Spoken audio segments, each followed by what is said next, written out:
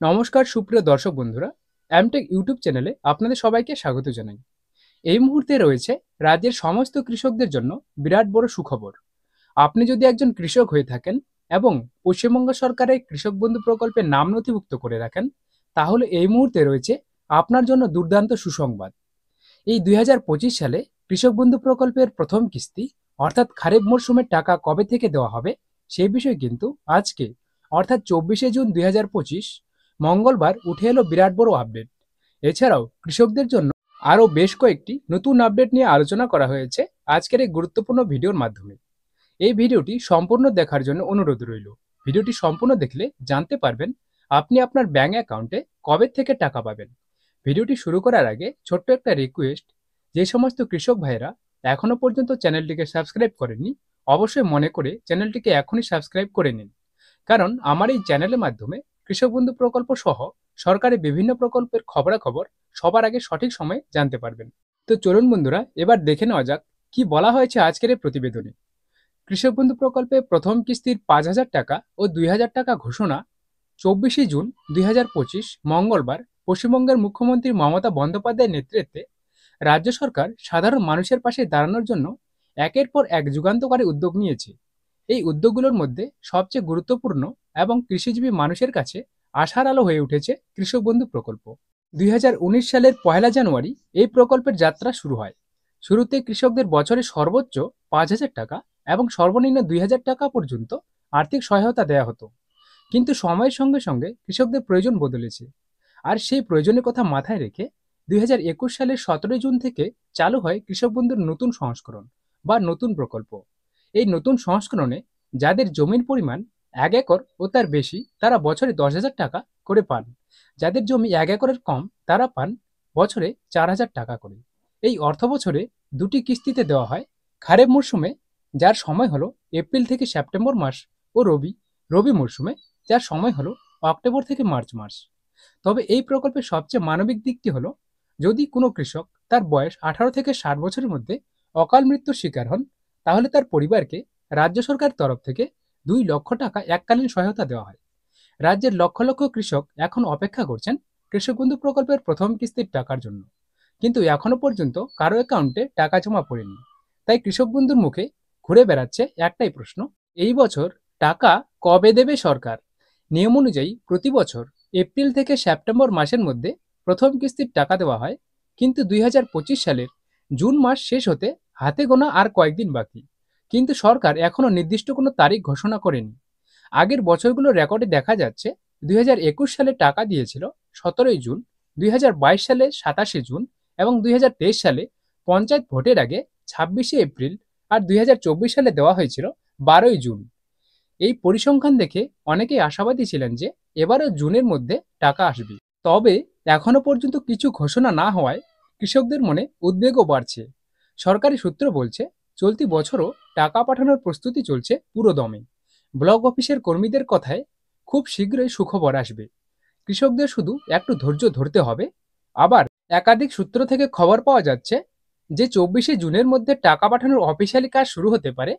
যদি সবকিছু ঠিকঠাক চলে, তাহলে 28শে জুনের মধ্যে কৃষকদের অ্যাকাউন্টে টাকা পৌঁছে যেতে পারে। অনেক আধিকারিকরা জানিয়েছেন যে কোনো সময় সরকার এ বিষয়ে ঘোষণা করে দিতে পারে এবং সঙ্গে সঙ্গে সংবাদ মাধ্যমকেও জানানো হবে।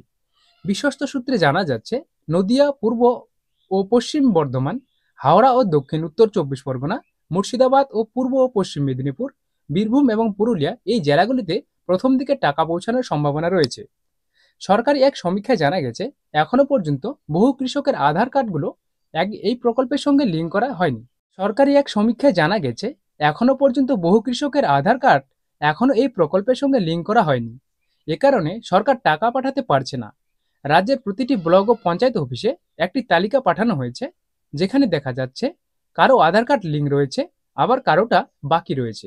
যাদের আধার লিঙ্ক হয়নি তাদের অবিলম্বে কৃষি ও পঞ্চায়েত অফিসে গিয়ে আধার লিঙ্ক করিয়ে নিতে বলা হয়েছে, কারণ আধার লিঙ্ক না থাকলে টাকা আসবে না। এটা এবার সরকার খুব কড়াভাবে দেখছে।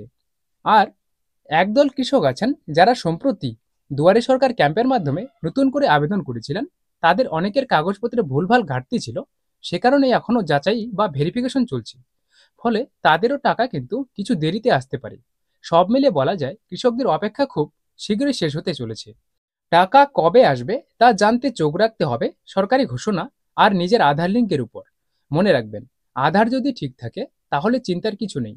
সরকারের দেওয়া প্রতিশ্রুতি অনুযায়ী টাকা ঠিক সময় পর্যন্ত পৌঁছে যাবে কৃষকদের অ্যাকাউন্টে।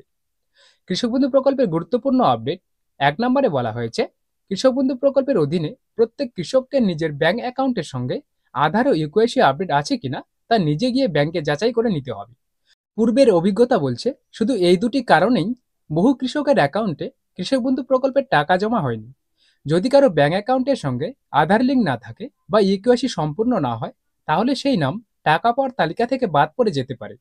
আর দেরি নয়, জমি যেমন নিজের তেমনি ব্যাংকের তথ্য নিজের হাতে ঠিক করুন, তাহলেই সময় মতো মিলবে সরকারি সহায়তা।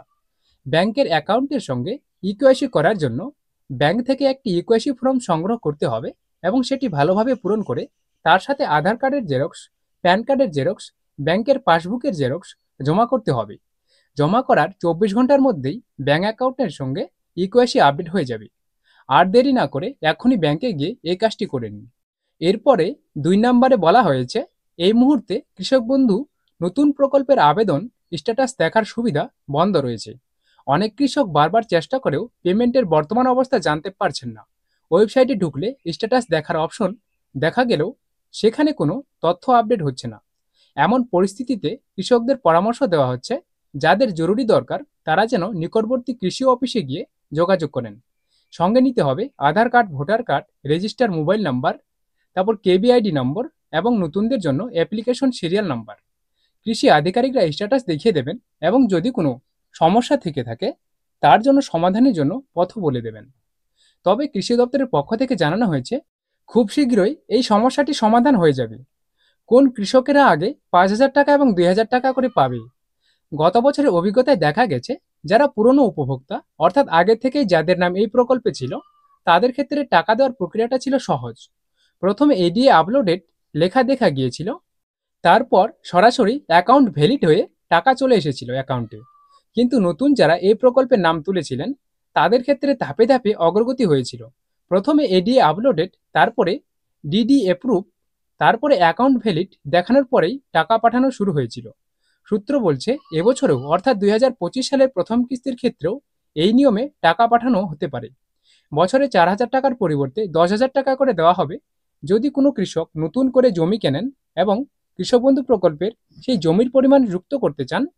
তাহলে দ্রুত কৃষি অফিস বা ব্লক অফিসে গিয়ে নতুন জমির সব কাগজপত্র জমা দিতে হবে। সেখানে নির্দিষ্ট ফর্ম নিয়ে তা পূরণ করে জমা দিতে হবে। ৭ দিনের মধ্যেই সেই তথ্য স্ট্যাটাসের ঘরে আপডেট হয়ে যাবে। একই সঙ্গে কৃষকেরা চাইলে মোবাইল নাম্বার এবং ব্যাংকের অ্যাকাউন্টের নাম্বারও পরিবর্তন করতে পারবেন।